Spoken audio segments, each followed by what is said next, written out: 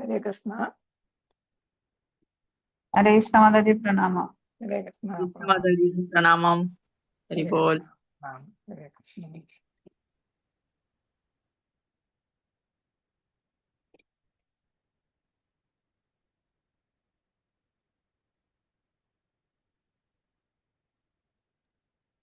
हरे कृष्णा विरजा माता जी, हरे कृष्णा प्रणाम माता जी. प्रणाम माता जी। हरे कृष्णा. മാതാജി, ഒന്നില്ലാന്നുണ്ടെങ്കിൽ രാഘവ പ്രഭുവിനെ അല്ലെങ്കിൽ പ്രജീഷ് പ്രഭുവിനെ കോ ഹോസ്റ്റ് ആക്കിയാൽ മതി. ഇന്ന് എനിക്ക് വൈഭവിന്റെ എക്സാം അല്ലേ മാതാജി, ഞാൻ കുറച്ച് കഴിഞ്ഞ് കഴിഞ്ഞാൽ ഇറങ്ങും മാതാജി. ആരെയാക്കണം? രാഘവ പ്രഭു ഉണ്ടാവും, അല്ലാന്നുണ്ടെങ്കിൽ പ്രജീഷ് പ്രഭു. രാഘവ ചൈതന്യ അല്ലേ? രണ്ടുപേരിൽ ആരെങ്കിലും ഒന്ന് കോ ഹോസ്റ്റ് ആക്കിയാൽ മതി. ബാക്കി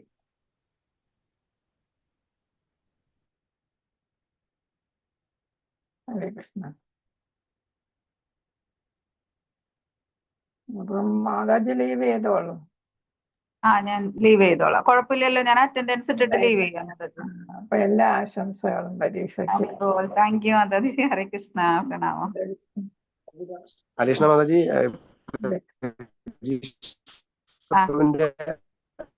അപ്പൊ രാഘവപ്രഭുവിനെയാണ് കോ-ഹോസ്റ്റ് ആക്കിയിരിക്കുന്നത്.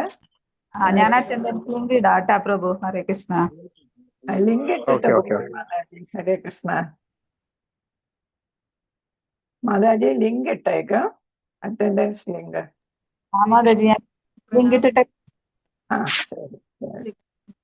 ഹരേ പ്രണാമം എല്ലാവർക്കും. ഹരേ കൃഷ്ണ. ഓം നമോ ഭഗവതേ വാസുദേവായ. ഓം നമോ ഭഗവതേ വാസുദേവായ. ഓം നമോ ഭഗവതേ വാസുദേവായ. നാരായണം നമസ്കൃത്യം നരം ചൈവ നരോത്തമം ദേവീം സരസ്വതിം വ്യാസം തതോ ജയമുദീരയേത്. നഷ്ടപ്രായേഷ ഭദ്രേഷു നിത്യം ഭാഗവത സേവയാ ഭഗവതുത്തമശ്ലോകേ ഭക്തിർഭവതി നൈഷ്ഠികീം. മൂകം കരോതി വാചാലം പങ്കം ലംഘയതേ ഗിരിം. യത്കൃപാതമഹം വന്ദേ ശ്രീഗുരും ദീനതാരിണം. ശ്രീചൈതന്യമീശ്വരം പരമാനന്ദമാധവം. ഓം അജ്ഞാനതിമിരാന്ധസ്യ ജ്ഞാനാഞ്ജനശലാകയാ ചക്ഷുരുന്മീലിതം യേന തസ്മൈ ശ്രീഗുരവേ നമഃ. ശ്രീചൈതന്യമനോഭീഷ്ടം സ്ഥാപിതം യേന ഭൂതലേ സ്വയം രൂപകഥാമഹ്യം ദദാതി സ്വപദാന്തികം. വന്ദേഹം ശ്രീഗുരോ ശ്രീയുതപദകമലം ശ്രീഗുരുൻ വൈഷ്ണവാംശ ശ്രീരൂപം സാഗ്രജാതം സഗഗണ രഘുനാഥാനിധം തം സജീവം സാദ്വൈതം സാവധൂതം പരിജനസഹിതം കൃഷ്ണചൈതന്യദേവം ശ്രീരാധാകൃഷ്ണപാദാൻ സഗഗണ ലളിതാ ശ്രീവിശാഖാന്യതാംശ. ഹേ കൃഷ്ണ കരുണാ സിന്ധോ ദീനബന്ധോ ജഗത്പദേ ഗോപീശ ഗോപികാകാന്ത രാധാകാന്ത നമസ്തുതേ.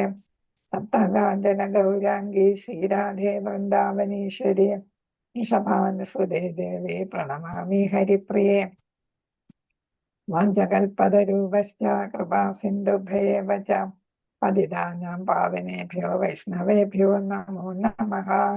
നമോ ഓം വിഷ്ണുപാദായ കൃഷ്ണപ്രേഷ്ഠായ ഭൂതലേ ശ്രീമതേ ജയപതാക സ്വാമിന്നിധി നാമിനെ. നമാചാര്യപാദായ നിധായ കൃപപ്രദായിനെ ഗൗരഗദാധാമദായ നഗരഗ്രാമതാരിനെ. ജയ ശ്രീകൃഷ്ണ ചൈതന്യ പ്രഭു നിത്യാനന്ദ ശ്രീ അദ്വൈത ഗദാധര ശ്രീവാസാദി ഗൗര ഭക്തവൃന്ദം. നമോ ഓം വിഷ്ണുപാദായ കൃഷ്ണപ്രേഷ്ഠായ ഭൂതലേ ശ്രീമതേ ഭക്തിവേദാന്ത സ്വാമിന്നിധി നാമിനെ. നമസ്തേ സരസ്വതേ ദേവേ ഗൗരവാണി പ്രചാരിനെ നിർവിശേഷ ശൂന്യവാദി പാശ്ചാത്യദേശതാരിനെ. ജയ ശ്രീകൃഷ്ണ ചൈതന്യ പ്രഭു നിത്യാനന്ദ ശ്രീ അദ്വൈത ഗദാധര ശ്രീവാസാദി ഗൗര ഭക്തവൃന്ദ. ഹരേ കൃഷ്ണ കൃഷ്ണ കൃഷ്ണ ഹരേ ഹരേ ഹരേ രാമ രാമ രാമ ഹരേ ഹരേ. ഹരേ കൃഷ്ണ കൃഷ്ണ കൃഷ്ണ ഹരേ ഹരേ ഹരേ രാമ രാമ രാമ ഹരേ ഹരേ.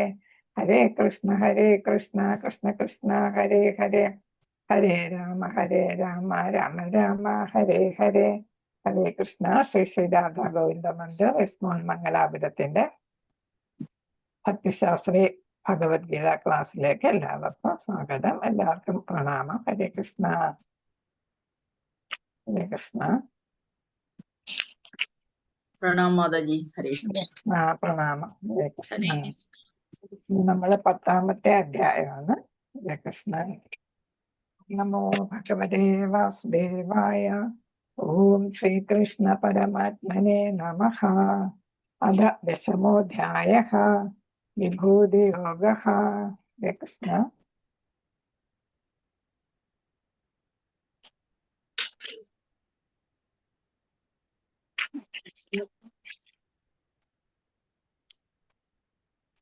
ഹരേ കൃഷ്ണ.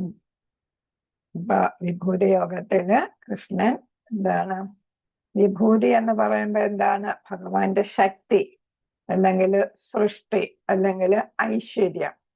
അപ്പൊ ഇങ്ങനെ പല അർത്ഥങ്ങൾ അതിൽ കൊടുക്കാം. ഇവയുടെ എല്ലാം ഉറവിടമാണ് ഭഗവാൻ എന്നാണ് ഈ വിഭൂതിയെ നമ്മൾ പഠിക്കുന്നത്. അപ്പൊ ഇത് സമ്പൂർണതയുടെ സമൃദ്ധിയായിട്ടാണ് നമ്മൾ മനസ്സിലാക്കുന്നത്. സമ്പൂർണതയുടെ സമൃദ്ധി, അതാണ് സൃഷ്ടി, ഐശ്വര്യം, ശക്തി, വിഭൂതി. വിഭൂതി എന്ന് പറയുമ്പോൾ സമ്പൂർണത, അതിന്റെ സമൃദ്ധി എന്നാണ്. അതായത് ഭൗതിക ലോകത്തായാലും 14 ലോകങ്ങളുണ്ടല്ലേ, പിന്നെ 28 നരകങ്ങളുമുണ്ട്. അതേപോലെ ആധ്യാത്മിക ലോകത്തായാലും വൈകുണ്ഠം, അതേപോലെ ഗോലോക വൃന്ദാവനം. എവിടെ ആയാലും ഭഗവാൻ എന്ത് കാണിക്കുന്നു? ഭഗവാന്റെ ശക്തി, സൗന്ദര്യം, പിന്നെ ഏതാണ് ഉദാത്തത, അല്ലെങ്കിൽ മഹത്തായ മനസ്സിന്റെ പ്രതിധ്വനി, ശബ്ദം, ഇവയെല്ലാം പ്രദർശിപ്പിക്കുന്നു. എല്ലാം എന്തായിട്ട് കാണുന്നു? അത്ഭുത പ്രതിഭാസങ്ങളാണ്. ശ്രീകൃഷ്ണന്റെ അത്ഭുത പ്രതിഭാസങ്ങളാണ് ഇവയെല്ലാം. അദ്ദേഹത്തിന്റെ ദിവ്യശക്തികൾ, വിഭൂതികൾ എന്നിവയുടെ ഭാഗികമായ ആവിഷ്കാരമാണ് ഈ നമ്മൾ പ്രപഞ്ചത്തിലെല്ലാം കാണുന്ന അനുഭവങ്ങളും അനുഭൂതികളും എല്ലാം. അപ്പൊ അദ്ദേഹത്തിന്റെ ശക്തിയുടെ, വിഭൂതിയുടെ ഭാഗികമായിട്ടുള്ള ആവിഷ്കാരങ്ങളാണ് നമ്മൾ ഈ കാണുന്നതെല്ലാം. എല്ലാത്തിൻ്റെയും പരമകാരണം, അല്ലെങ്കിൽ ആശ്രയം, അല്ലെങ്കിൽ അവലംബം ആര് തന്നെയാണ്? ഭഗവാൻ തന്നെയാണ്. അല്ലെങ്കിൽ സാരാംശം, ചുരുക്കം ഭഗവാൻ തന്നെയാണ്.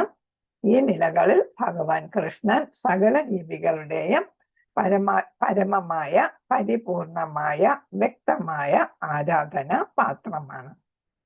ഇപ്പം ഭഗവാന്റെ ഈ വിഭൂതികൾ അദ്ദേഹം എന്തൊക്കെയാണെന്ന് നമ്മൾ പറയുന്ന പരമകാരണമാണ്, ആലംബമാണ്, നമ്മുടെ ആശ്രയമാണ്, എല്ലാത്തിൻ്റെ സാരാംശം ഭഗവാനാണ് അല്ലെ.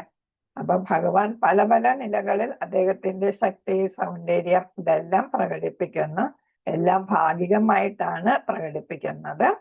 അങ്ങനെ സകല ജീവികളുടെയും പരമമായ, പരിപൂർണമായ, വ്യക്തമായ ആരാധന പാത്രമാണ് ഭഗവാൻ ശ്രീകൃഷ്ണൻ.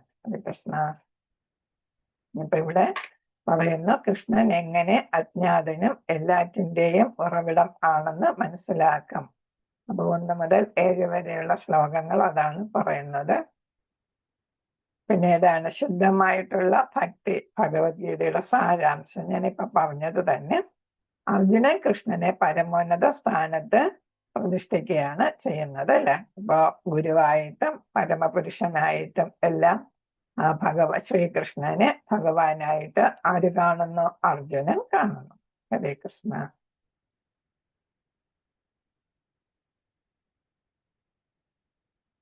അധ്യായം 9ഉം 10ഉം തമ്മിലുള്ള എന്താണ് കണക്ഷൻ എന്താണെന്നാണ് പറയുന്നത്, ബന്ധം എന്താണെന്നാണ് പറയുന്നത്. 9ൽ ഭഗവാൻ എന്താണ് പറഞ്ഞത്? ഭഗവാനിൽ മനസ്സ് ഉറപ്പിക്കുക എന്ന് പറഞ്ഞല്ലേ. അവസാനത്തെ ശ്ലോകം എന്തായിരുന്നു? ഹരേ കൃഷ്ണ. അവസാനത്തെ ശ്ലോകം 34ാമത്തെ ശ്ലോകം എന്തായിരുന്നു? ഹരേ കൃഷ്ണ. മന്മന ഭക്തോ മദ്യാജി മാം നമസ്കുരു മാമേ വൈശ്യസി യുക്തൈവ ആത്മാനം മത്പരായണഃ. ഹരേ കൃഷ്ണ. അപ്പൊ എന്നിൽ മനസ്സുറപ്പിക്കുക, ഭക്തനാകുക, എന്നെ ആരാധിക്കുക, പ്രണമിക്കുക, എന്നിൽ തന്നെ പൂർണ്ണമായി മുഴുകിയിരിക്കുന്നത് കൊണ്ട് നീ തീർച്ചയായും എന്നെ പ്രാപിക്കും അല്ലെ. അപ്പൊ മനസ്സിൽ ഭഗവാനെ കുടിയിരുത്തണം എന്നാണ് അതിന് പറഞ്ഞിരിക്കുന്നത് അല്ലെ. അപ്പൊ ഉറപ്പിക്കാനായിട്ട് മനസ്സിൽ ഉറപ്പിക്കുക എന്നാണ് പറഞ്ഞിരിക്കുന്നത്. എന്നാൽ 10 അദ്ദേഹത്തിന്റെ വിവിധ വിഭൂതികൾ. അപ്പൊ എങ്ങനെ ഉറപ്പിക്കാം? ഭഗവാന്റെ വിഭൂതികൾ അറിയുമ്പോഴാണ് ഒരു ഭക്തന് കൂടുതലായിട്ട് ഭഗവാനോട് ഭക്തി തോന്നുന്നത്, ഭഗവാനും ഭക്തിയുത സേവനങ്ങൾ ചെയ്യാനായിട്ട് സാധിക്കുന്നത്. അപ്പൊ ഭഗവാന്റെ ശക്തികൾ എന്തൊക്കെയാണ്, അല്ലെങ്കിൽ ഐശ്വര്യങ്ങൾ എന്തൊക്കെയാണ് എന്ന് മനസ്സിലാക്കുമ്പോഴാണ് കൂടുതലായിട്ട് കൂടുതൽ ഭക്തിയോടെ എന്ത് ചെയ്യാൻ പറ്റുന്നു? ഭഗവത് സേവനം ചെയ്യാനായിട്ട് ഒരു ആളിന് സാധിക്കാം. നമുക്കറിയാമല്ലോ, നമ്മൾ ഒരു വ്യക്തിയെ കുറിച്ച് മനസ്സിലാക്കുമ്പോഴാണ് ആ വ്യക്തിയോട് കൂടുതൽ അടുക്കാൻ തോന്നുന്നത്, അല്ലെ? ഒരു വ്യക്തിയെ മനസ്സിലാക്കുമ്പോഴാണ്. അപ്പൊ അതുവരെ നമ്മൾ അകന്ന് നിൽക്കുന്ന ആ വ്യക്തിയെ കുറിച്ച് നമുക്കൊന്നും അറിയില്ല. അറിഞ്ഞു വരുമ്പോഴാണ് ഈ വ്യക്തി ഇന്നതൊക്കെയാണ് എന്ന് മനസ്സിലാക്കുന്നത്. അപ്പൊ ആ വ്യക്തിയോട് നമുക്ക് അടുപ്പം തോന്നുന്നു, ആരാധന തോന്നുന്നു, അല്ലെ? ആ വ്യക്തിക്ക് വേണ്ടി എന്തും ചെയ്യാനായിട്ട് നമ്മൾ തയ്യാറാകും. അത് തന്നെയാണ് ഈ വിഭൂതികൾ അല്ലെങ്കിൽ ശക്തികൾ, ഐശ്വര്യങ്ങൾ അറിയുന്നതിന്റെ മെച്ചം. അപ്പൊ ഭഗവാനോട് കൂടുതൽ അടുക്കാനായിട്ട് ഭഗവാന്റെ ശക്തികൾ അറിയുമ്പോൾ സാധിക്കും എന്നുള്ളതാണ്. അപ്പൊ 10 അദ്ദേഹത്തിന്റെ വിവിധ വിഭൂതികളെ കുറിച്ച് വിവരിക്കുന്നു.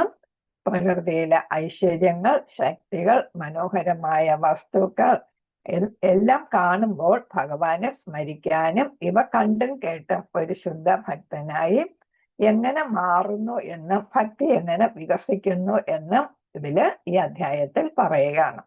അപ്പൊ നമ്മൾ ഭൗതിക പ്രകൃതിയിൽ കാണുന്നത് എന്തും ഭഗവാൻ തന്നെയാണ്, അല്ലെ?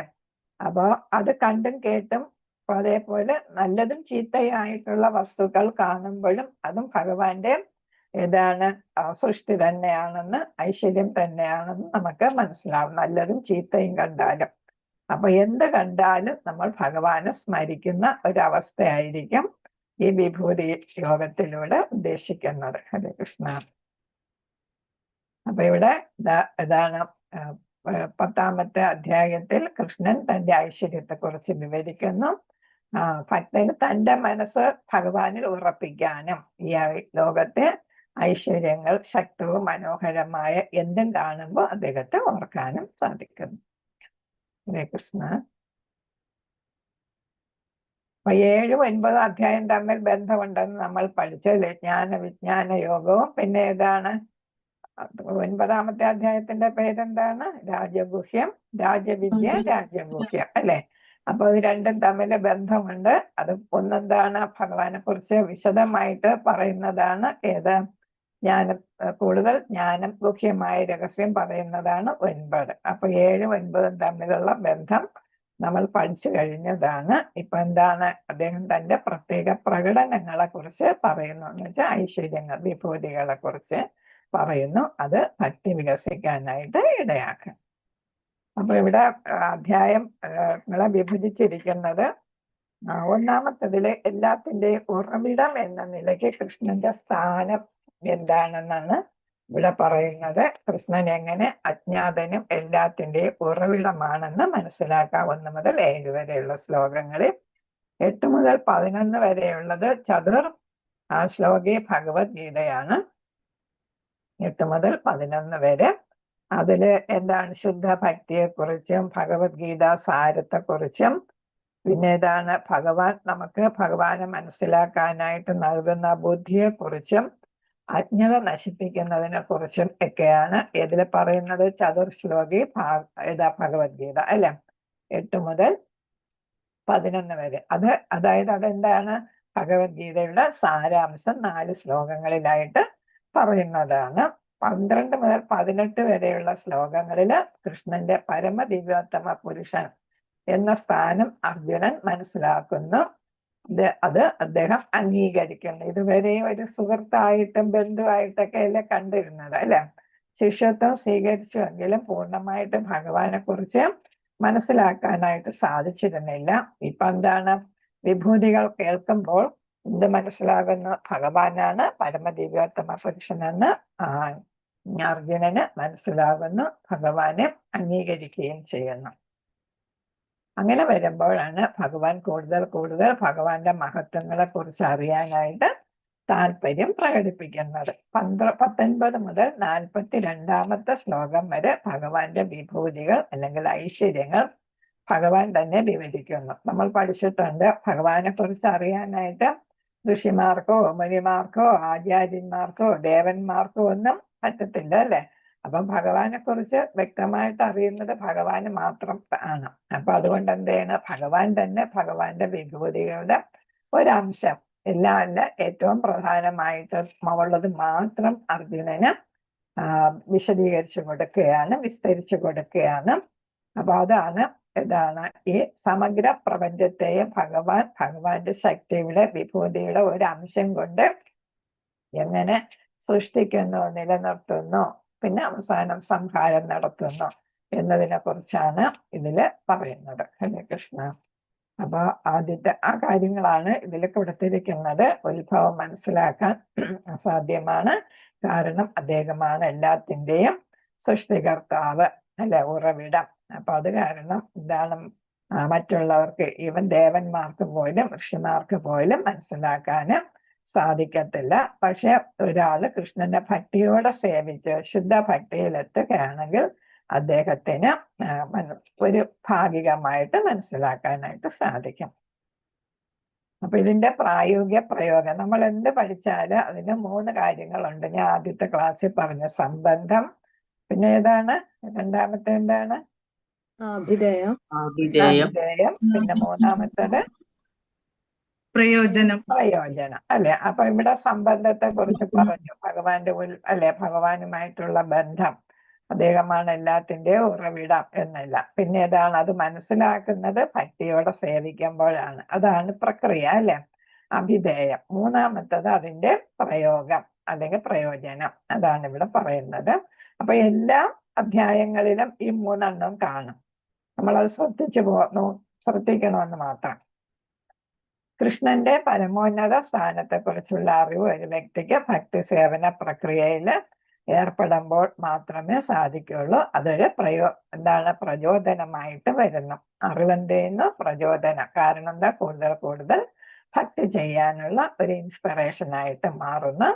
ഒരാൾക്ക് കൃഷ്ണനെ മനസ്സിലാക്കാൻ കഴിയുന്നത് അദ്ദേഹത്തിന്റെ കാരുണ്യത്താലാണ്, അല്ലാതെ ഭൗതികമായിട്ടുള്ള അയോഗ്യതകൾ കൊണ്ടൊന്നുമല്ല. അപ്പൊ നമ്മൾ നേരത്തെ പഠിച്ചിട്ടുള്ള ഭഗവാൻ ഒന്നീ കാരുണ്യം കാണിക്കണം, അല്ലെങ്കിൽ ഗുരു കാരുണ്യം കാണിക്കണം, അല്ലെ? അപ്പൊ ഗുരുവിന്റെ കാരുണ്യം കൊണ്ടോ ഭഗവാന്റെ കാരുണ്യം കൊണ്ടോ മാത്രമേ ഭഗവാനെ കുറിച്ച് അറിയാനായിട്ടും ഭക്തിയിലെത്താനായിട്ടും നമുക്ക് സാധിക്കൂ എന്നാണ്. കൃഷ്ണനെ പൂർണ്ണമായി മനസ്സിലാക്കുന്നത് എല്ലാ പാപങ്ങളിൽ നിന്നും ഒരുവനെ മോചിപ്പിക്കും. അപ്പൊ നമ്മൾ ഭക്തിയിലെത്തി കഴിയുമ്പോൾ എന്ത് ചെയ്യുന്നു, നമ്മൾ പല ജന്മങ്ങളായിട്ട് ഇത് സ്വരൂപിച്ച് വെച്ചിരിക്കുന്ന ആ മാലിന്യങ്ങളെല്ലാം എന്ത് ചെയ്യുന്നു, ഇല്ലായ്മ ചെയ്യപ്പെടും, അല്ലെ? ഈ 9 സ്റ്റേജസ് ഓഫ് ഭക്തിയിൽ അനർത്ഥ നിവൃത്തി, അല്ലെ? അതാണ് അനർത്ഥ നിവൃത്തി എന്ന് പറയുന്നത്. അപ്പൊ ഹൃദയത്തിലുള്ള മാലിന്യങ്ങളെല്ലാം ദൂരീകരിക്കപ്പെടുന്നു. അങ്ങനെ എന്ത് ചെയ്യുന്നു, അയാള് മുക്തിക്ക്, മോചനത്തിന് അർഹനായിട്ട് തീരുന്നു. കൃഷ്ണന്റെ സ്ഥാനത്തെ വിലമതിക്കുന്നത് സ്വാഭാവികമായും കീഴടങ്ങലിലേക്ക് നയിക്കുന്നു. അപ്പൊ നമ്മൾ എന്ത് ചെയ്യുന്നു, ഭഗവാന് സമർപ്പണം ചെയ്യുന്നു, അല്ലെ? ആത്മസമർപ്പണം. നമ്മൾ ഇതില് നവയുധ ഭക്തിയിൽ അവസാനത്തെ ഇത് വരുന്നത് ഏതാണ്? ആത്മസമർപ്പണമാണ്, അല്ലെ? അപ്പൊ ആത്മസമർപ്പണത്തിന് ഇടയാക്കുന്നു എന്നാണ്. ഹരേ കൃഷ്ണ. അപ്പൊ അതൊക്കെയാണ് എന്തായിട്ട് വരുന്നത്, പ്രയോജനമായിട്ട് വരുന്നത്. ശ്രീ ഭഗവാനുവാച ഭൂയ ഏവ മഹാബാഹോ ശൃണു മേ പരമം വചഃ യത്തേ അഹം പ്രിയമാണായ വക്ഷ്യാമി ഹിതകാമയാ. ഭൂയ ഏവ മഹാബാഹോ ശൃണു മേ പരമം വചഃ യത്തേ അഹം പ്രിയമാണായ വക്ഷ്യാമി ഹിതകാമയാ. അപ്പൊ ഒന്നാമത്തെ ശ്ലോകം കൃഷ്ണൻ തന്റെ ഐശ്വര്യത്തെ കുറിച്ച് കൂടുതൽ അത്ഭുതകരമായിട്ടുള്ള അറിവ് വെളിപ്പെടുത്തുന്നു എന്നാണ് പറയുന്നത്. അപ്പൊ ഇതിന്റെ വിവർത്തനം ബുക്കുള്ളവരാരെങ്കിലും വായിച്ചോളൂ. ഹരേ കൃഷ്ണ. ഹരേ കൃഷ്ണ. വിവർത്തനം ബൈ ശ്രീല പ്രഭുപാദ് കി ജയ്. പരമദിവ്യോത്തമ പുരുഷൻ അരുളി ചെയ്തു, കൈക്കരുത്തുള്ള അർജുന, നീ എന്റെ സുഹൃത്തായത് കൊണ്ട് നിന്റെ നന്മയ്ക്കായി ഇനിയും ഞാൻ ജ്ഞാനം ഉപദേശിക്കാം. കേൾക്കൂ. ഇത് ഞാൻ നേരത്തെ ഉപദേശിച്ചതിലും ഉത്തമമായ ജ്ഞാനമാണ്. ഹരേ കൃഷ്ണ. കൃഷ്ണ, അപ്പൊ നമ്മള് ജ്ഞാനവിജ്ഞാന യോഗം, പിന്നെ ഏതാണ് രാജവിദ്യ, രാജഗുഹ്യ യോഗം, ഇതെല്ലാം ഭഗവാൻ അർജുനനെ പറഞ്ഞു കൊടുത്തു അല്ലെ. എന്നിട്ടും പറയുന്ന എന്താണ്, നീ എന്റെ സുഹൃത്തായതുകൊണ്ട് നിനക്ക് നേരത്തെ പറഞ്ഞു നിനക്ക് അസൂയയില്ല അല്ലെ. അതുകൊണ്ട് ഞാൻ എന്ത് ചെയ്യുന്നു, നിനക്ക് വീണ്ടും വീണ്ടും എന്താണ് ദിവ്യ പദവിയിലെത്താനുള്ള, ഭഗവാനെ പ്രാപിക്കാനുള്ള ജ്ഞാനം കൂടുതലായിട്ട് നിനക്ക് ഉപദേശിച്ചു തരാം. ഇത് ഉത്തമമായിട്ടുള്ള ജ്ഞാനമാണ്. ഏതാണ്, ഭഗവാന്റെ വിഭൂതികൾ അറിയുക എന്നത് ഏറ്റവും ഉത്തമമായിട്ടുള്ള ഒരു ജ്ഞാനമായിട്ട് ഭഗവാൻ പറയുന്നു അല്ലെ. അപ്പൊ ഇതില് ഭഗവാൻ എന്നുള്ളതിന്റെ അർത്ഥം കൊടുത്തിരിക്കുന്നു. പരാശര മുനിയാണ് ഭഗവാൻ എന്നുള്ള വാക്ക് ഉപദേശിക്കുന്നത് അല്ലെ, ഉദ്ധരിക്കുന്നത്. അപ്പൊ ഇവിടെ പറയുന്ന പ്രായോഗികമായി കൃഷ്ണന്റെ ഉന്നത സ്ഥാനം മനസ്സിലാക്കി ഭക്തിയുത സേവനത്തിന്റെ അതിൽ താല്പര്യം കൂടുന്നു. കൃഷ്ണന്റെ അഹൈതുകമായ കാരുണ്യവും ജ്ഞാനവും എല്ലാ പാപങ്ങളിൽ നിന്നും മോചിപ്പിക്കാം. അതിനെന്ത് ചെയ്യണം, നമ്മൾ അദ്ദേഹത്തിന് സമർപ്പിതനാകാനായിട്ട് ഇത് ഇടയാക്കുന്നു എന്നാണ് ഇവിടെ പറയുന്നത് അല്ലെ. അപ്പൊ പരാശര മുനി എന്തുകൊണ്ടാണ് ഭഗവാൻ എന്ന് പറയുന്നത്, എന്തുകൊണ്ടാണ് ഹരേ കൃഷ്ണ?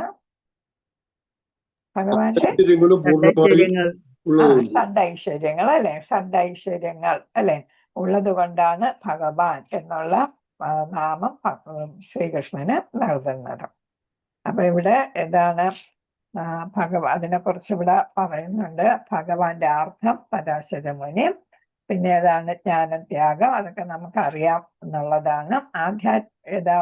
9 അധ്യായവുമായി താരതമ്യം ചെയ്യുമ്പോൾ ഭഗവാൻ കൃഷ്ണൻ 10ാമത്തെ അധ്യായത്തിൽ വാഗ്ദാനം ചെയ്യുന്നു, മറ്റത് പറഞ്ഞു കൊടുക്കുകയാണ് അല്ലെ. ഇവിടെ എന്താണ് വാഗ്ദാനം ചെയ്യുകയാണ്, എന്ത് ചെയ്യാനായിട്ട് സാധിക്കും, എന്നെ പ്രാപിക്കാനായിട്ട് സാധിക്കും എന്നിവിടെ പറയുകയാണ്. കൃഷ്ണൻ തന്റെ പ്രത്യേക ഐശ്വര്യത്തെക്കുറിച്ച്, അദ്ദേഹത്തിന്റെ പ്രവർത്തനത്തെക്കുറിച്ചും കൂടുതൽ രഹസ്യാത്മകമായ അറിവ് നൽകുന്നു. അപ്പോൾ നേരത്തെ ഗുഹ്യതമം നമ്മൾ കേട്ടതാണ് അല്ലെ, ഗുഹ്യതരം അല്ലെ, ഗുഹ്യാത്മകം, ഗുഹ്യതരം, ഗുഹ്യതമം അല്ലെ, confidential, more confidential, most confidential. അപ്പൊ വീണ്ടും എന്താണ്, ഗുഹ്യമായിട്ടുള്ള കാര്യം തന്നെയാണ് പറയുന്നത്. അത് എല്ലാവർക്കും പറഞ്ഞു കൊടുക്കുന്നതല്ല, ഈ വിഭൂതികളൊന്നും എല്ലാവർക്കും പറഞ്ഞു കൊടുക്കുന്നതല്ല അല്ലെ. അത്രയ്ക്ക് വിശ്വാസമുള്ള ശുദ്ധനായ വിശ്വസ്തനായ ഭക്തന്, ശിഷ്യന് അല്ലെങ്കിൽ സുഹൃത്തിനെ ഉപദേശിച്ചു കൊടുക്കാറുള്ളൂ. അപ്പൊ പരമാത്മാവിനെ കുറിച്ച് കേൾക്കുന്നതിന്റെ പ്രാധാന്യവും ശ്രമിക്കാനുള്ള യോഗ്യതയും ശ്രീല പ്രഭുപാദർ പറയുന്നു. എത്ര കേൾക്കുന്നുവോ അത്രയധികം ഒരാൾക്ക് ഭക്തിയുടെ സേവനത്തില് എന്ത് ചെയ്യുന്നു, ഉറച്ചു നിൽക്കാനായിട്ട് സാധിക്കും. അപ്പം ഭഗവാനെ കുറിച്ച് നമ്മൾ എപ്പോഴും കേട്ടുകൊണ്ടിരിക്കണം. അതിനാണ് നമ്മൾ ഭക്ത സംഘം അല്ലെ സത്സംഗം നമ്മൾ വയ്ക്കുന്നത്. കാരണം എന്താണ്, അവിടെ നമ്മൾ ഭഗവാന്റെ നാമം, രൂപം, ഗുണങ്ങൾ അല്ലെ, ലീലകൾ, ഇതിനെ കുറിച്ചൊക്കെ നമ്മൾ ചർച്ച ചെയ്യും, കീർത്തനം ചെയ്യും. അപ്പൊ ശ്രമിക്കുന്നു, കീർത്തനം ചെയ്യുന്നു, സ്മരിക്കുന്നു. പിന്നെ നമ്മൾ സെന്ററിലൊക്കെ പോകുമ്പോൾ, ഇസ്കോൺ സെന്റേഴ്സിൽ പോകാൻ നമ്മൾ അവിടെ ആരാധനയും നടത്തുന്നു അല്ലെ. അപ്പൊ ഇത്രയും മതി നമുക്ക് അത്യാവശ്യം എന്തിന്, ഭഗവത് പ്രാപ്തിക്ക് വേണ്ടിയിട്ട് ഇത് നന്നായിട്ട് ചെയ്താൽ മതി. ഈ 9 ചെയ്തില്ലെങ്കിലും. അപ്പൊ എപ്പോഴും നമുക്ക് കേൾക്കുമ്പോൾ എന്ത് ചെയ്യുന്നു, ഭഗവത് സേവനത്തെ അത് വർദ്ധിപ്പിക്കും, ഭക്തിയെ വർദ്ധിപ്പിക്കും. കൂടുതൽ ഭക്തിയുടെ സേവനങ്ങളും നമ്മൾ ചെയ്യുന്നു എന്നാണ് ഇവിടെ പറയുന്നത്. അപ്പൊ എന്താണ്, അത് ഭഗവാനെ കുറിച്ച് കേൾക്കാൻ താല്പര്യമുള്ളവർക്ക് മാത്രമേ പ്രഭാഷണങ്ങൾ കേൾക്കാനായിട്ട് സാധിക്കൂ.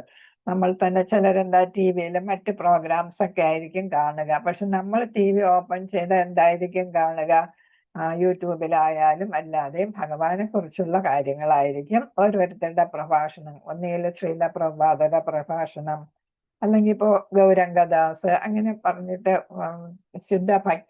ശരിക്കും ഭക്തിയിൽ ഡിവോട്ടീസ് ഒരുപാട് പ്രഭാഷണങ്ങൾ നടത്തുന്ന ഡിവോട്ടീസ് ഉണ്ട് ഇപ്പം. ആ ഡിവോട്ടീസിന്റെ എല്ലാ പ്രഭാഷണങ്ങളും നമ്മൾ കേൾക്കാം. ഒരുപാട് നല്ല പ്രഭാഷണങ്ങളാണ് നമുക്ക് യൂട്യൂബില് കാണാൻ പറ്റുന്നത്.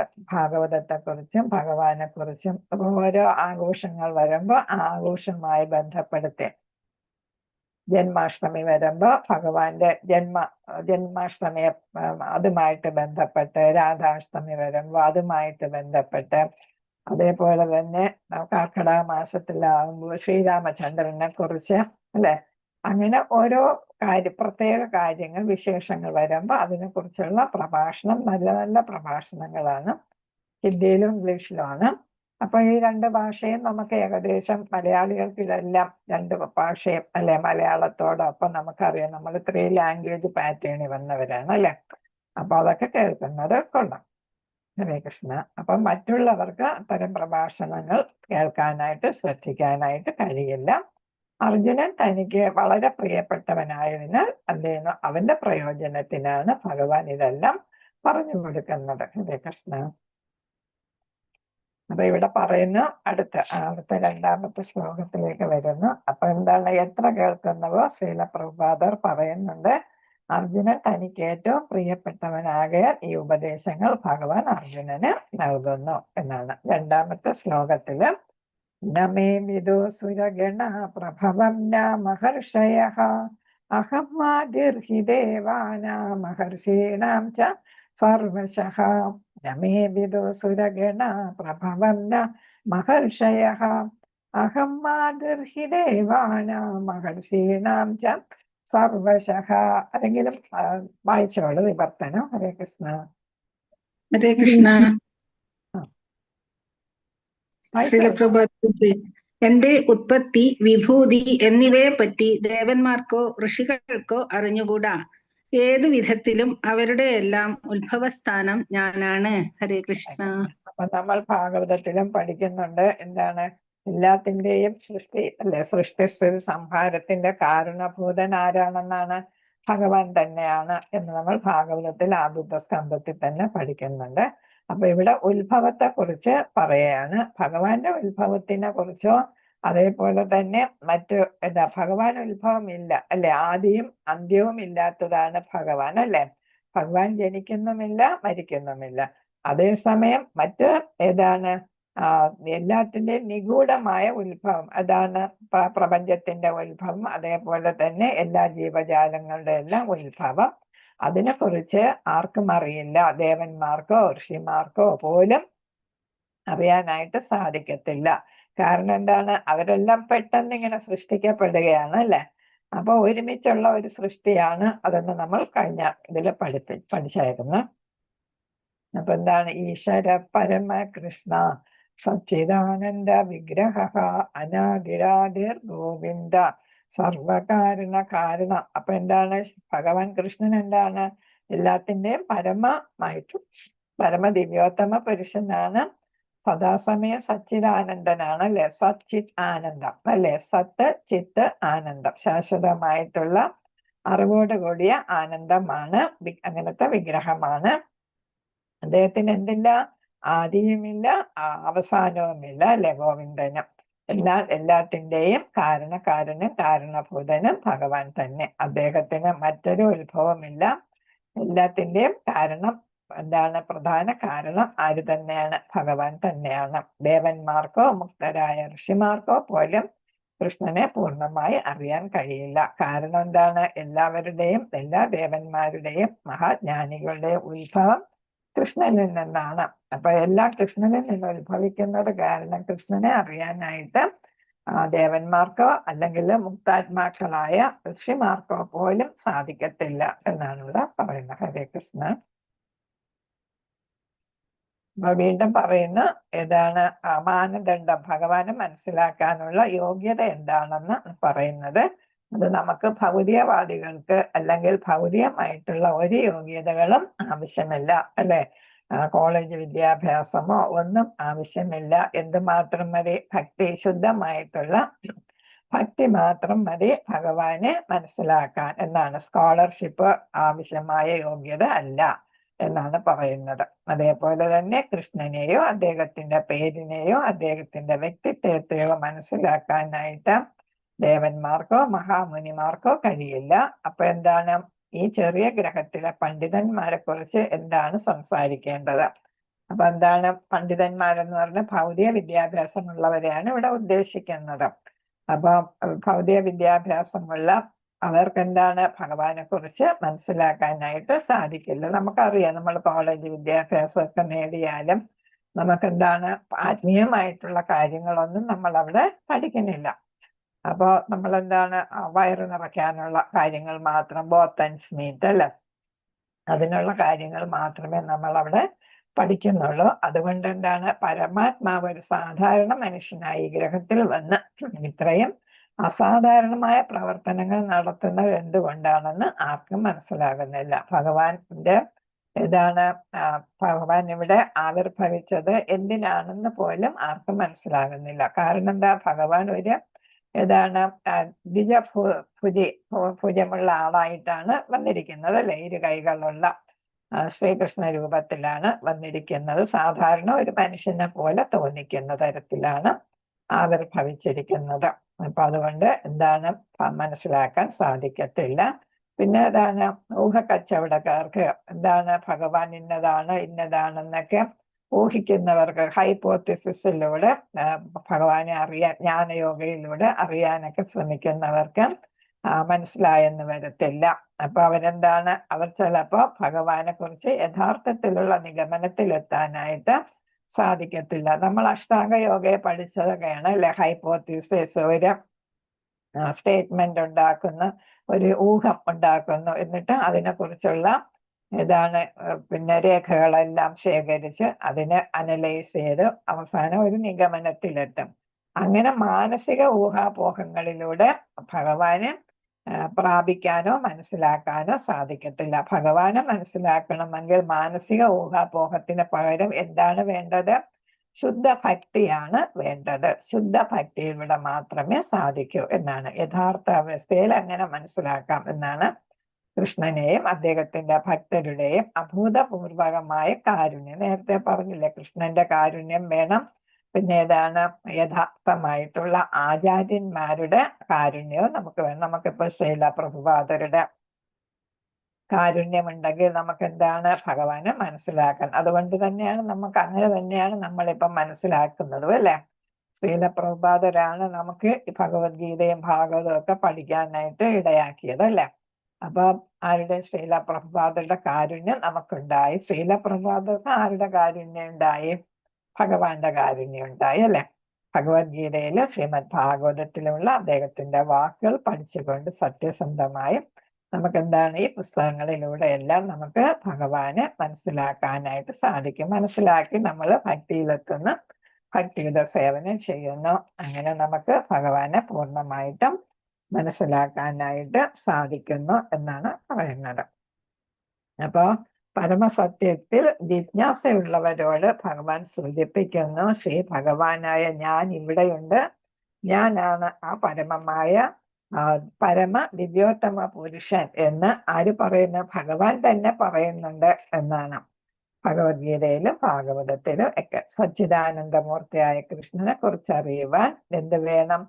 നമ്മൾ അതിന് വേണ്ടിയിട്ട് ഭഗവത്ഗീത, ഭാഗവതം ഇവയെല്ലാം ശ്രദ്ധയോടെ, വിശ്വാസത്തോടെയും ശ്രദ്ധയോടെയും നമ്മൾ പഠിച്ച് മനസ്സിലാക്കണം എന്നാണ് പറയുന്നത്. അല്ലാതെ ഊഹാപോഹത്തിലൂടെ സാധിക്കത്തില്ല എന്നാണ്.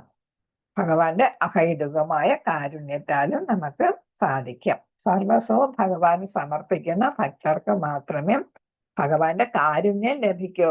ഭഗവാന് സമർപ്പിതരായാലേ ഭഗവാന്റെ കാരുണ്യം ലഭിക്കൂ എന്നാണ്. ആത്മാർപ്പണം ചെയ്യണം എന്നാണ് ഇവിടെ പറയുന്നത്. അപ്പോ അഹൈതുകമായ കാരുണ്യം കിട്ടിയാല് എന്ത് ചെയ്യാം? നമുക്ക് ഭഗവാനെ ഗ്രഹിക്കാനായിട്ട് സാധിക്കുന്നു, മനസ്സിലാക്കാനായിട്ട് സാധിക്കുന്നു. അപ്പൊ ഭഗവാന്റെ കാരുണ്യത്തിന് വേണ്ടി നമ്മൾ എന്ത് ചെയ്യണം? ഭക്തിയുടെ സേവനം ചെയ്യണം. നമ്മളല്ലെങ്കിൽ ശുദ്ധ ഭക്തരായിട്ട് മാറണം എന്നാണ് ഇവിടെ പറഞ്ഞു വരുന്നത്. ഹരേ കൃഷ്ണ. മൂന്നാമത്തെ ശ്ലോകം.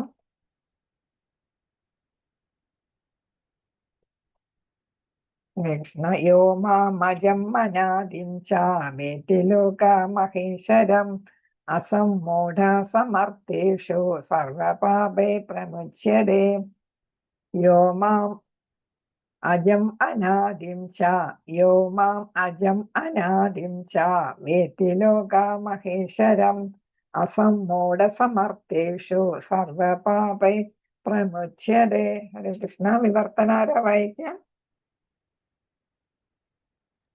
Vaishnava.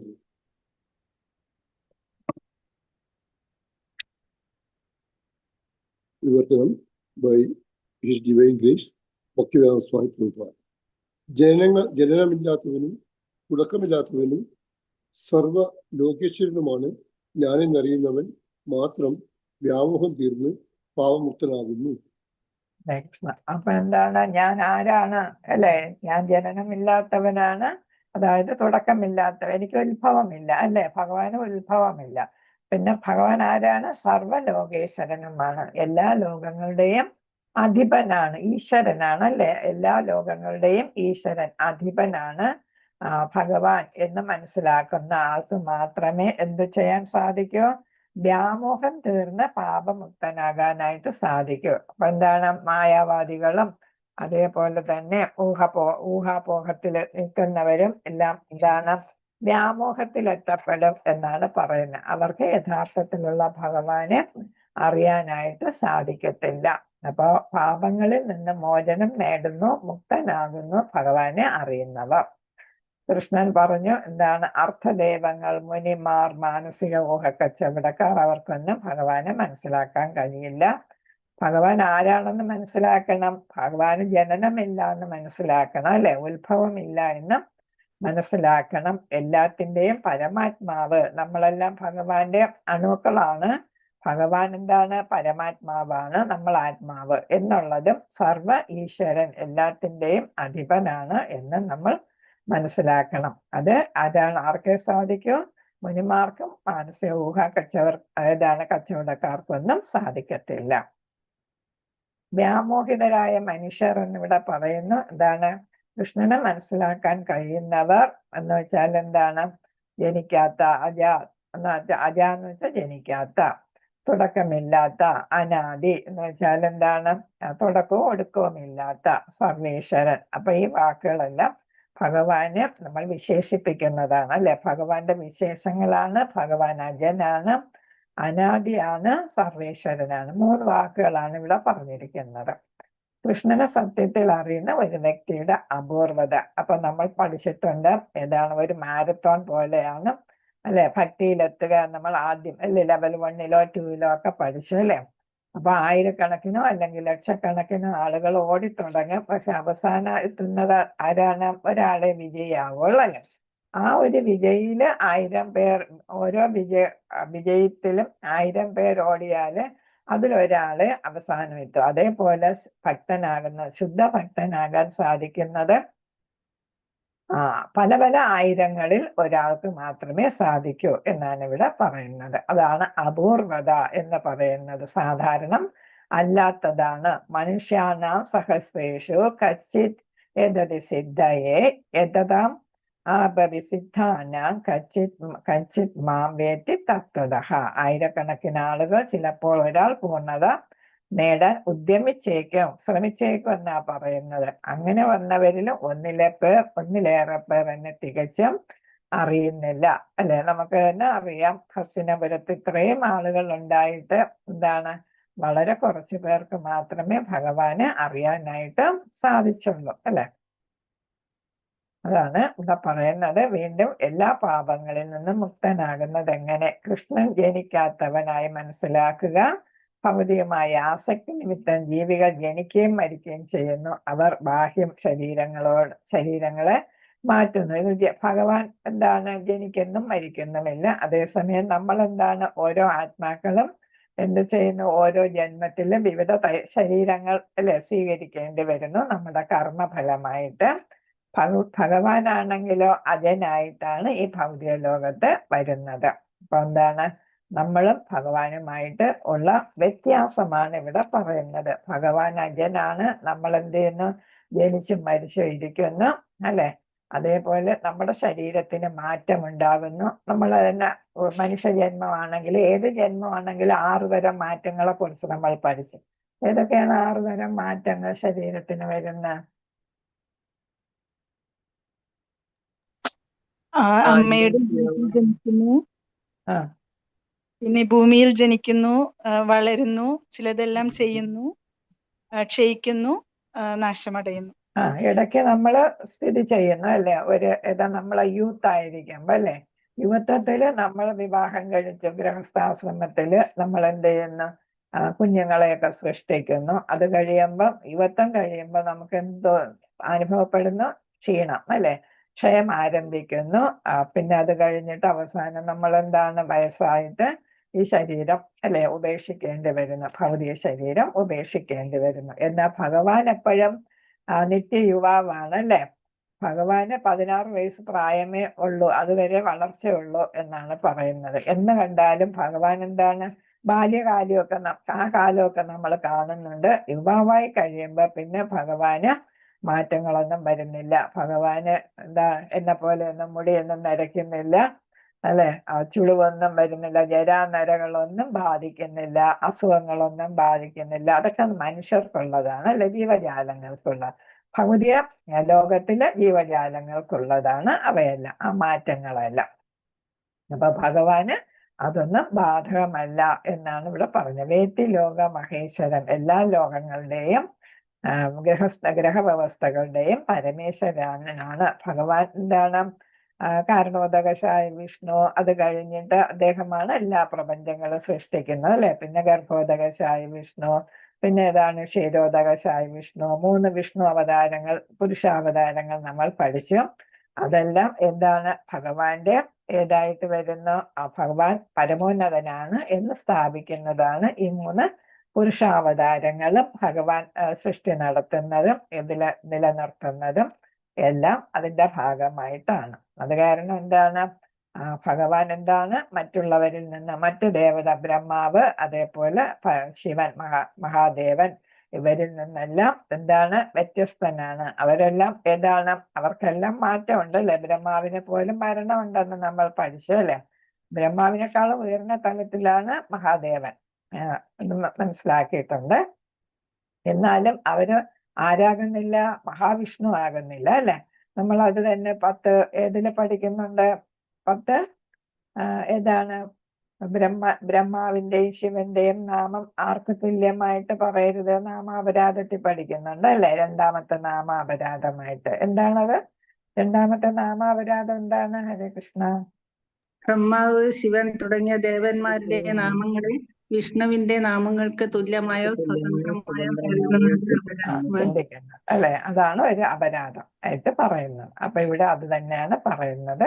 അപ്പൊ ഈശ്വരൻ എന്ന് പറയുന്നത് ആര് മാത്രമാണ്, ഭഗവാൻ ശ്രീകൃഷ്ണൻ മാത്രമാണ്. കൃഷ്ണന്റെ മാർഗനിർദ്ദേശ പ്രകാരം ചെയ്യുന്ന പ്രവർത്തനങ്ങളാണ് ശുഭകരമായിട്ടുള്ളത്. എന്ന് വെച്ചാൽ നമുക്ക് ഏതാണ്, നമ്മുടെ ലക്ഷ്യം പ്രാപിക്കാനായിട്ട്, ലക്ഷ്യം എന്താണ്, ഭഗവാനെ പ്രാപിക്കുക, ധാമത്തിൽ തിരിച്ചു പോകുക അല്ലെ.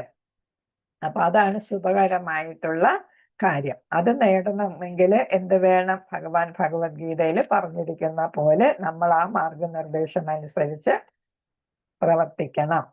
അപ്പൊ ആ ഉദ്ദേശം അതാണ്, ആ നിർദ്ദേശം നമ്മൾ പാലിക്കുന്നെങ്കിൽ നമുക്ക് എന്ത് ചെയ്യാൻ സാധിക്കും, ഭഗവാനെ പ്രാപിക്കാം. അത് അതീന്ദ്രിയമാണ് എന്നാണ് ഇവിടെ പറയുന്നത്. ഭൗതിക പ്രതികരണങ്ങളാൽ അതിനെ മലിനമാക്കാനായിട്ട് സാധിക്കത്തില്ല. നമ്മൾ തന്നെ ഭക്തിയിലും കനിഷ്ഠാധികാരികളാണെങ്കിൽ പോലും നമ്മൾ എന്താണ്, മറ്റുള്ളവർ പറയുന്നത് അത്ര ശ്രദ്ധിക്കത്തില്ല അല്ലെ. നമ്മളെ ഭക്തിയിൽ നിന്ന് മാറ്റാൻ ആരെങ്കിലും ശ്രമിച്ചാലും അവർ വിജയിക്കത്തില്ല അല്ലെ.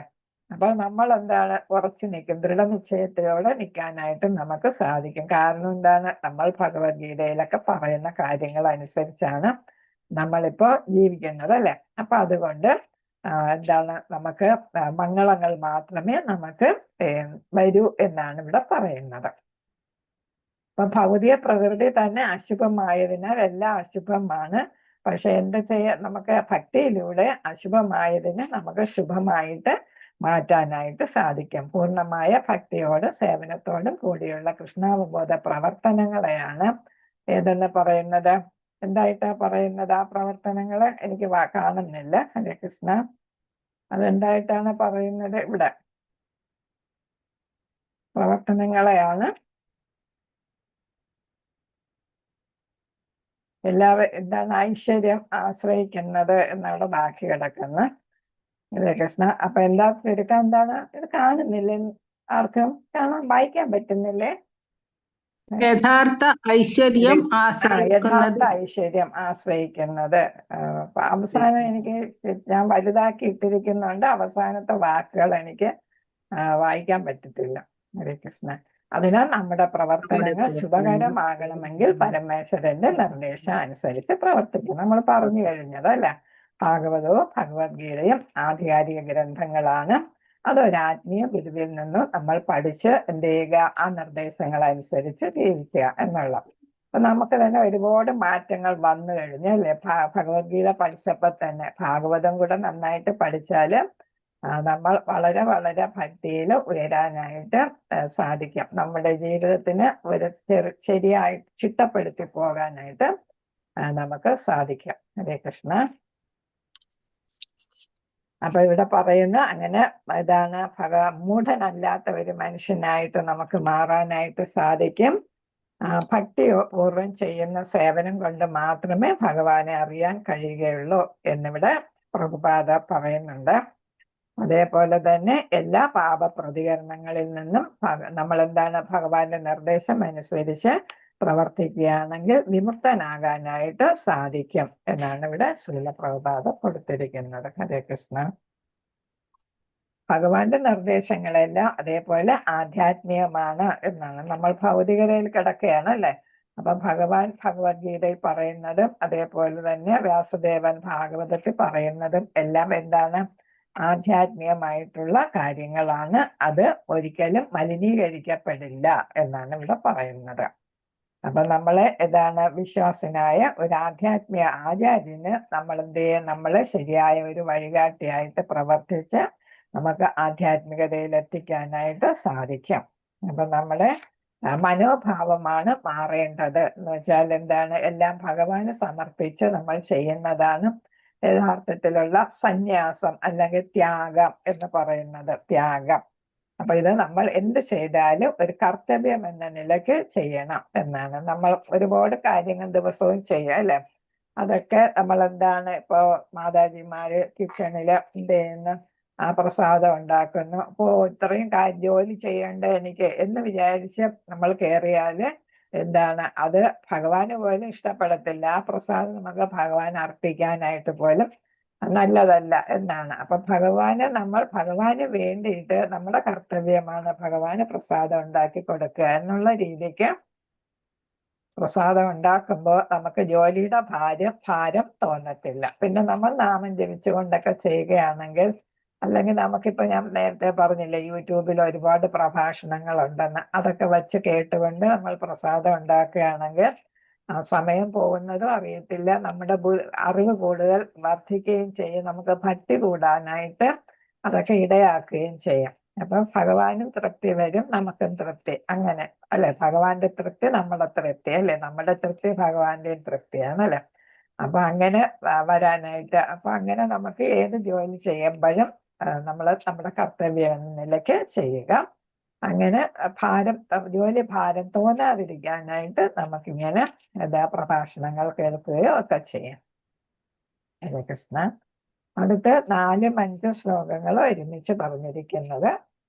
ബുദ്ധിർജ്ഞാനം അസമ്മോഹ ക്ഷമാ സത്യം ദമശമഃ സുഖം ദുഃഖം ഭവോ അഭാവോ എന്നാണ്. ഭവോ ഭാവോ എന്ന് പറയുമ്പോ ഭവോ അഭാവോ ഭയം ച അഭയം ഏവ ച. ബുദ്ധിർജ്ഞാനം അസമ്മോഹ ചേർന്ന് കിടക്കുമ്പോ നമ്മള് അവിടെ വിപരീതം വരുമ്പോ കൂടെ ചേർക്കേണ്ടി വരും. ബുദ്ധിർജ്ഞാനം അസമ്മോഹ ക്ഷമാ സത്യം ദമശമഃ സുഖം ദുഃഖം ഭവോ അഭാവോ ഭയം ച അഭയം ഏവ ച. ഹരേ കൃഷ്ണ. അടുത്തത് അഹിംസ സമതാ തുഷ്ടി തപോദാനം യശോ അയശഃ എന്നാണ്. യശോ അയശഃ ഭവന്തി ഭാവ ഭൂതാന മത്തയേവ പൃഥക് വിധാഃ പൃഥക് വിധാഃ പൃഥക് വിധാഃ പൃഥക് വിധാഃ പൃഥക് വിധാഃ. അഹിംസ സമതാ തുഷ്ടി തപോദാനം യശോ അയശഃ ഭവന്തി ഭാവ ഭൂതാന മത്തയേവ പൃഥക് വിധാഃ. അപ്പൊ 2 ശ്ലോകത്തിന്റെ ഒരുമിച്ച് കൊടുത്തിരിക്കുകയാണ്. ഇപ്പൊ ഇവിടെ പറയുന്നത് നല്ലതും ചീത്തയുമായ എല്ലാ ഗുണങ്ങളും എന്ത് ചെയ്യുന്നു? കൃഷ്ണനിൽ നിന്ന് ഉത്ഭവിച്ചു എന്നാണ്. ഇവിടെ എല്ലാം ഓപ്പോസിറ്റ്സ് പറയാണ് അല്ലെ. അപ്പൊ അതെല്ലാം ആരിൽ നിന്ന് ഉത്ഭവിച്ചു? കൃഷ്ണനിൽ നിന്നാണ്, ഭഗവാനിൽ നിന്നാണ് ഉത്ഭവിച്ചത്. നമ്മൾ നേരത്തെ പഠിച്ചു, ലെവൽ 2-ലൊക്കെ പഠിച്ചു. 20 ഗുണങ്ങൾ, ചിലയിടത്ത് 19 എന്ന് കിടക്കുന്നുണ്ട്, ചിലയിടത്ത് 20 എന്ന് കിടക്കുന്നുണ്ട്. അപ്പൊ ഗുണങ്ങൾ, നമ്മൾ സത്വഗുണത്തിലുള്ളവരുടെ ഗുണങ്ങൾ നമ്മൾ പഠിച്ചു. ഉണ്ടോ ആ ഗുണങ്ങൾ? ഹരേ കൃഷ്ണ. 19 20 എന്നുവെച്ചാൽ ചിലയിടത്ത് 19 എന്ന് കിടക്കുന്നു, ചിലയിടത്ത് 20 എന്നുണ്ട്. അത് നമ്മൾ വിഭജിച്ച് നോക്കുമ്പോ സുഖ ദുഃഖം എന്ന് നോക്കുമ്പോ എന്തായിട്ട് വരും? 20 ആയിട്ട് വരും. ഓർമ്മയുണ്ടോ? ഹരേ കൃഷ്ണ. അപ്പൊ അതിവിടെ ഡീറ്റെയിൽ ആയിട്ട് കൊടുത്തിരിക്കുകയാണ്. ഇപ്പൊ കൃഷ്ണനാണ് എല്ലാ ഗുണങ്ങളുടെയും ഉത്ഭവം. അത് നല്ലതോ ചീത്തയോ. ദുഃഖം വന്നാലും അത് ഭഗവാനിൽ നിന്നതാണ്. സുഖം വന്നാലും അതും ഭഗവാനിൽ നിന്നതാണ്. ഏതുപോലെ രാത്രി ആയാലും പകലായാലും എന്നതുപോലെ. അപ്പൊ വ്യത്യസ്ത ഗുണങ്ങൾ നല്ലതോ ചീത്തയാകട്ടെ ഭഗവാൻ സൃഷ്ടിച്ചതാണ്. അല്ലാത്തതൊന്നും പ്രകടമാകില്ല. ഭഗവാനിൽ നിന്നല്ലാതെ ഒന്നും പ്രകടമാകുന്നില്ല. കൃഷ്ണൻ ഈ ഗുണങ്ങളെല്ലാം എവിടെയാണ് പ്രകടിപ്പിക്കുന്നത്? പ്രപഞ്ചത്തിൽ ഉടനീളം മനുഷ്യ സമൂഹത്തിലും ദേവന്മാരും എല്ലാവരിലും ഈ ഗുണങ്ങൾ കാണാം എന്ന് പറയുന്നുണ്ട്.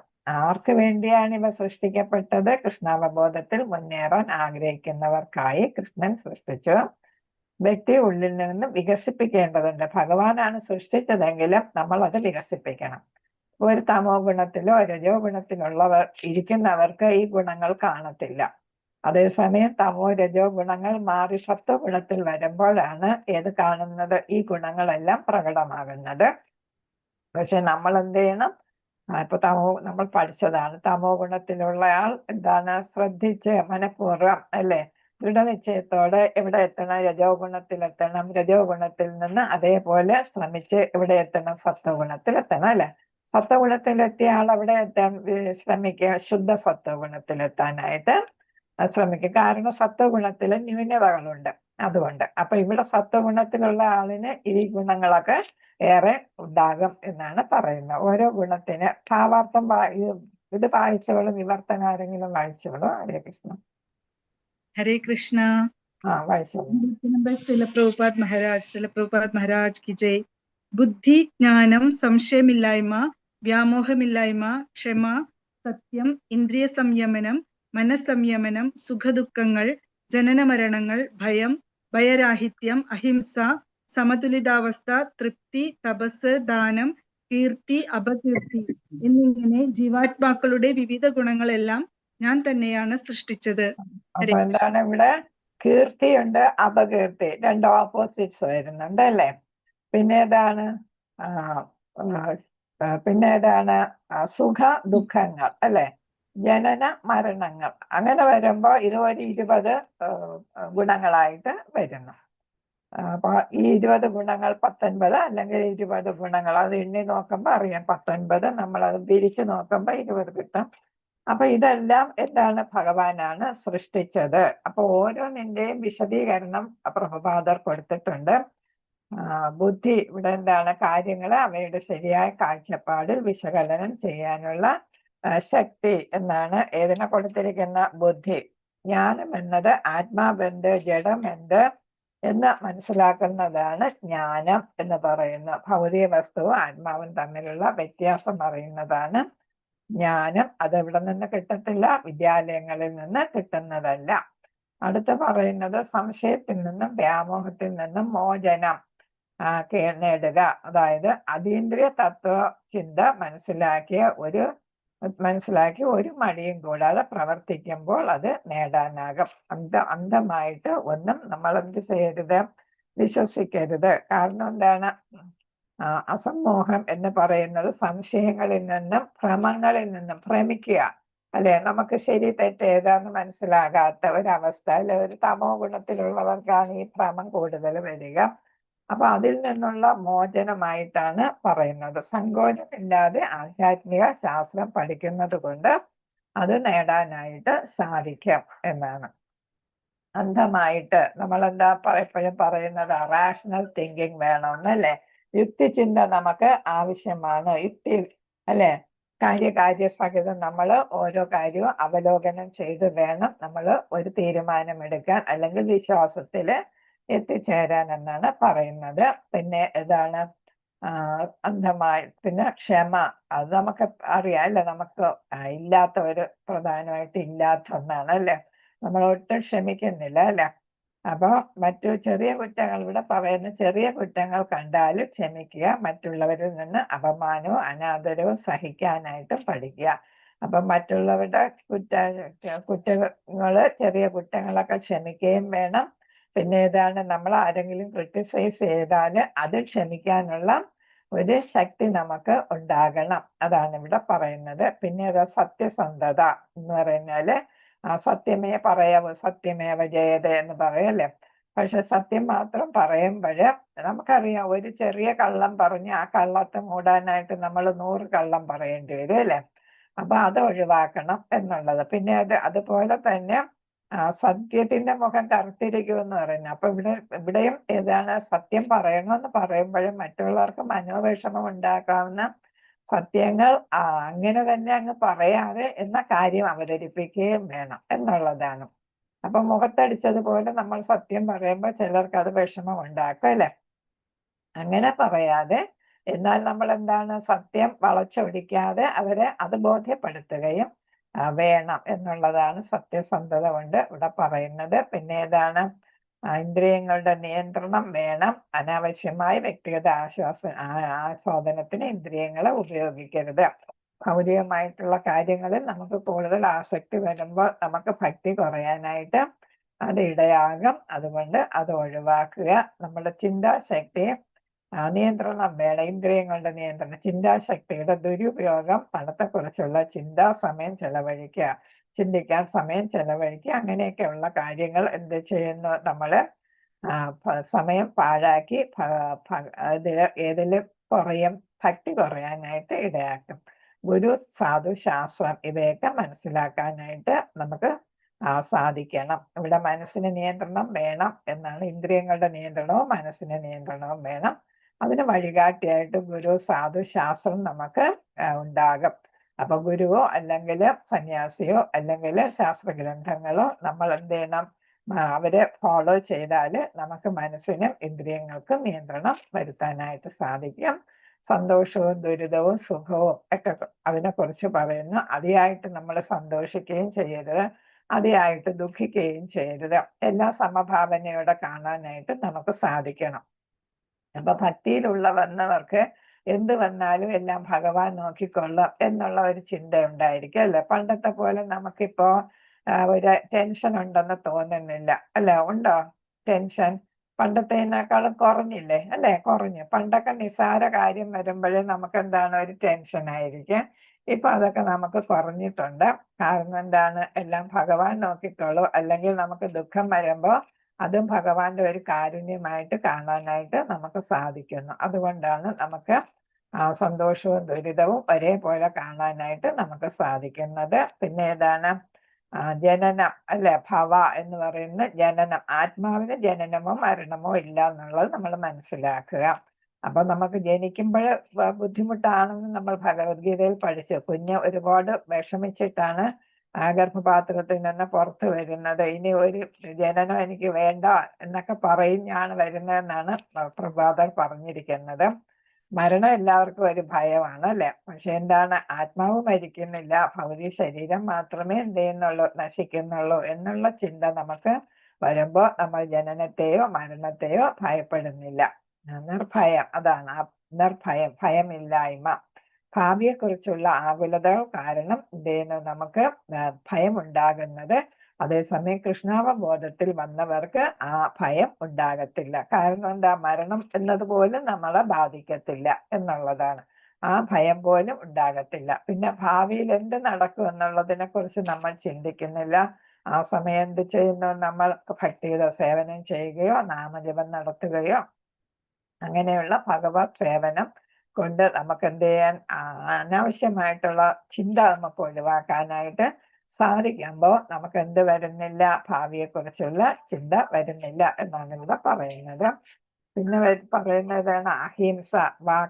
വാക്കാലോ മനസ്സാലോ പ്രവർത്തിയാലോ നമ്മൾ ആരെയും ദ്രോഹിക്കാൻ പാടില്ല എന്നുള്ളതാണ് ഒരു അഹിംസ എന്നുള്ളത് കൊണ്ട്. പിന്നെ ഏതാ, മറ്റുള്ളവരുടെ ദുരിതത്തിലും ആശയക്കുഴപ്പത്തിലും എന്ത് ചെയ്യുന്ന നമ്മൾ എന്ത് ചെയ്യരുത്, ആർക്കും ഒരു പ്രശ്നം ഉണ്ടാക്കാതെ നമ്മൾ നോക്കണം.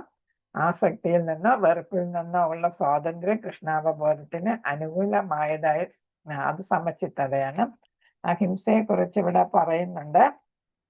പ്രഭുപാദർ പറയുന്നു, മറ്റുള്ളവർക്ക് ക്ലേശമോ ആശയക്കുഴപ്പമോ ഉണ്ടാക്കുന്നതൊന്നും ചെയ്യരുത്.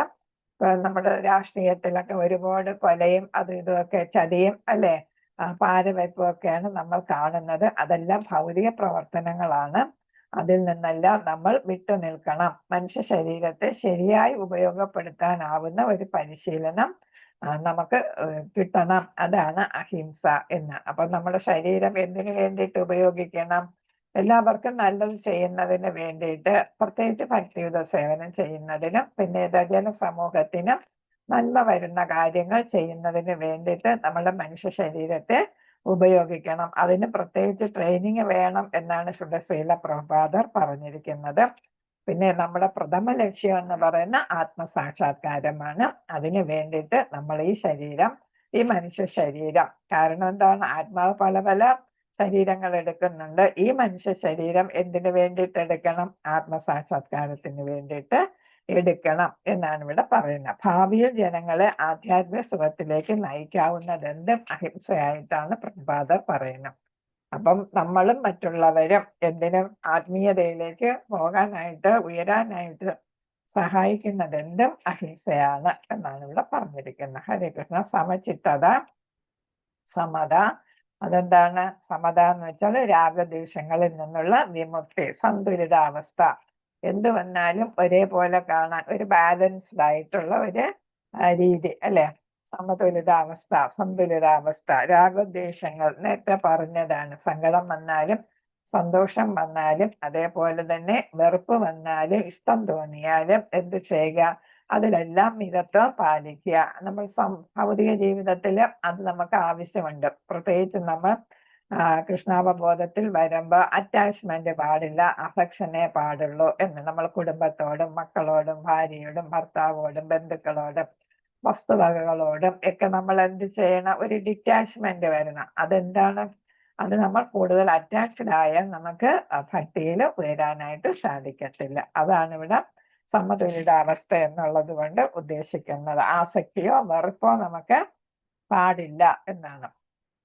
ഭഗവാനെ സേവിക്കാൻ പറ്റിയതെല്ലാം നമ്മൾ സ്വീകരിക്കുക, അതിന് തടസ്സമായിട്ടുള്ളതിനെല്ലാം നമ്മൾ ഉപേക്ഷിക്കുക എന്നാണ് ഇവിടെ പറയുന്നത്. ഹരേ കൃഷ്ണ. അപ്പൊ നമുക്ക് എന്താണ്, പല പല സമയങ്ങളും നമുക്ക് ചില കാര്യങ്ങൾ ചെയ്യുമ്പോൾ അത് ഭഗവാന് വേണ്ടിയിട്ടുള്ളതല്ലാതായിട്ട് വരും അല്ലെ.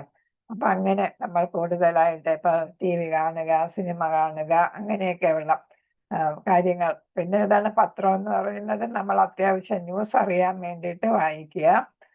അതിലും കൂടുതലായിട്ട് എന്താണ്, നമ്മൾ നെഗറ്റീവ് ആയിട്ടുള്ള എനർജിയാണ് അതിൽ കൂടുതലായിട്ട് കിട്ടുക അല്ലെ. പത്രം എടുത്താൽ തന്നെ ഏതാണ് വേണ്ടാത്ത കാര്യങ്ങളായിരിക്കും കൂടുതൽ വരിക. അപ്പൊ അതിനെ കുറിച്ചൊക്കെ ചിന്തിച്ചൊക്കെ വരുമ്പോൾ നമ്മൾ നല്ല മനുഷ്യനായ ആളും ചീത്ത മനുഷ്യൻ, ചിലർ പറഞ്ഞിട്ടില്ലേ സിനിമ കണ്ടിട്ട് വഴിതെറ്റി എന്നൊക്കെ പറയാറില്ല.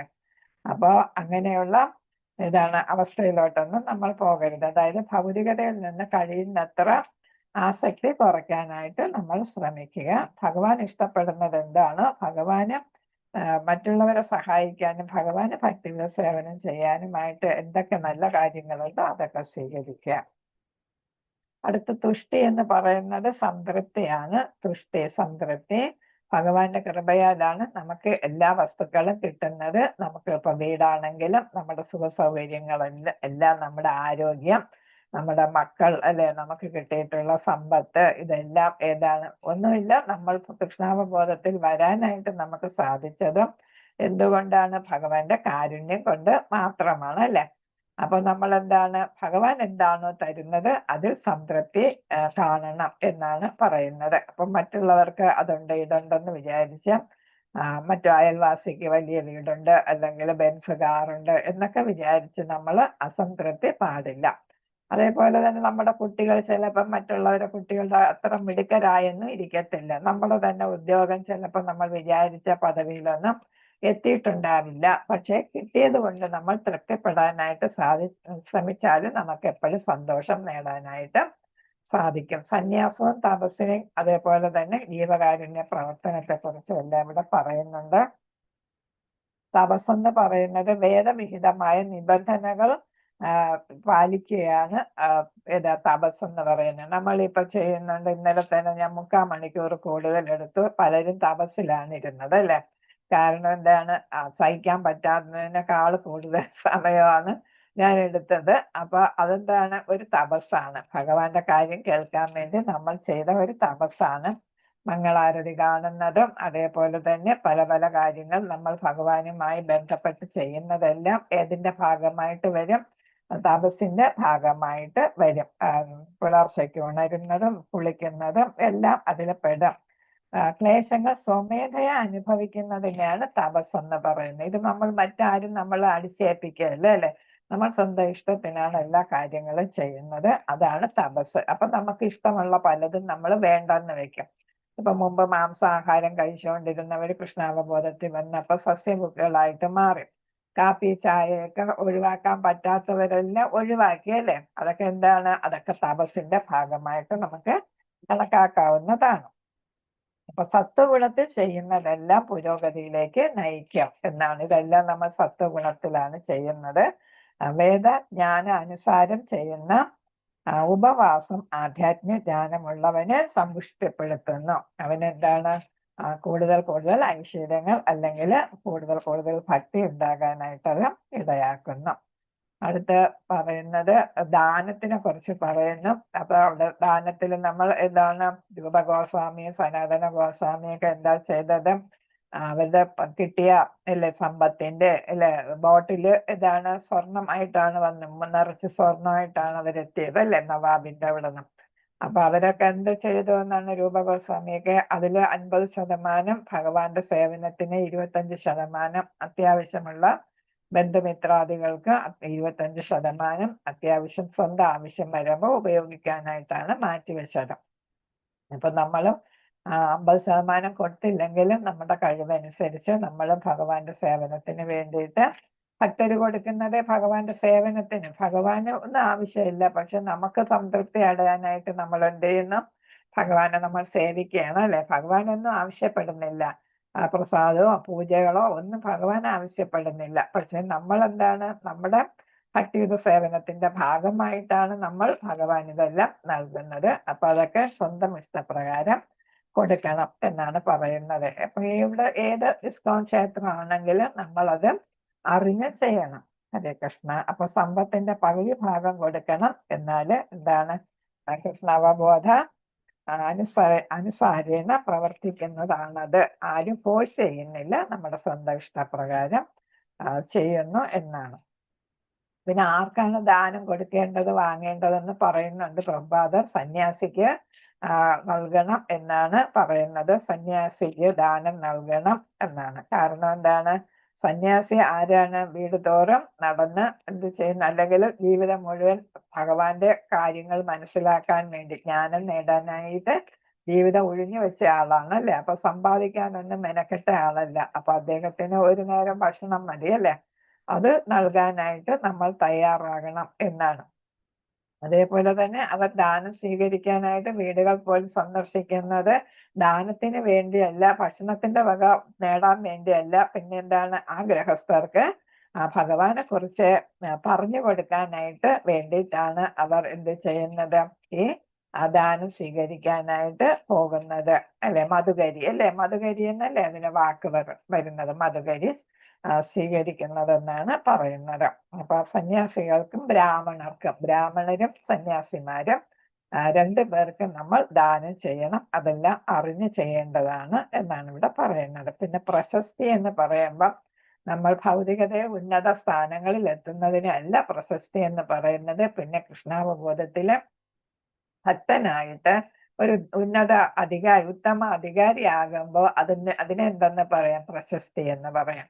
അപ്പൊ കൃഷ്ണാവബോധത്തിൽ ഉന്നത സ്ഥാനത്ത് എന്താണ്, സേവയിൽ ഉന്നത സ്ഥാനത്ത് എത്തുമ്പോഴാണ് പ്രശസ്തി. ഇപ്പൊ അതാണ് പ്രഭുപാദരുടെ പ്രശസ്തി നമുക്കറിയാല്ലേ, ആഗോളതലത്തിൽ അദ്ദേഹത്തിന്റെ പ്രശസ്തി നിലനിൽക്കുന്നു. അപ്പൊ ഭൗതികതയിലുള്ള പ്രശസ്തിയല്ല ഉദ്ദേശിക്കുന്നത്, ആധ്യാത്മികതയിലുള്ള പ്രശസ്തിയാണ് ഉദ്ദേശിക്കുന്നത്. ഹരേ കൃഷ്ണ. പിന്നെ ഏതാണ്, അങ്ങനെയാണ് പ്രശസ്തി നേടേണ്ടതെന്നാണ് ഇവിടെ പറഞ്ഞിരിക്കുന്നത്. പിന്നെ പ്രധാനപ്പെട്ട കാര്യങ്ങൾ പറഞ്ഞു. മനസ്സംയമനം, സുഖദുഃഖങ്ങൾ, അങ്ങനെ ചിലത് ഏതാണ് ഒരുമിച്ച് കിടക്കുന്നുണ്ടാണ് ഇത് 16 വന്നിരിക്കുന്നത്. അപ്പൊ ഇവിടെ നിർത്തണം. ഹരേ കൃഷ്ണ. സമയം 9:10. അപ്പൊ നമുക്ക് ഇന്ന് നിർത്താം അല്ലേ? Hare Krishna. Sudamesh. ഹരേ കൃഷ്ണ. അപ്പൊ ഇന്നലെ മെനയാന്നൊക്കെ എല്ലാവരും ക്ഷീണിതരായി, അതുകൊണ്ട് ഇന്ന് ഒരുപാട് ക്ഷീണിപ്പിക്കുന്നില്ല. ഹരേ കൃഷ്ണ. വാഞ്ചകൽപതരൂപസ്യ കൃപാ സിന്ധുഭേവച പതിതാനാം പാവനേഭ്യോ വൈഷ്ണവേഭ്യോ നമോ നമഃ. അനന്തകോടി വൈഷ്ണവ ഭക്തേ ലീല പ്രഭുപാദ കി ജയ്, ഗുരു മഹാരാജ് കി ജയ്, ഗൗരനിതായ പ്രേമാനന്ദേ. ഹരി ഹരി.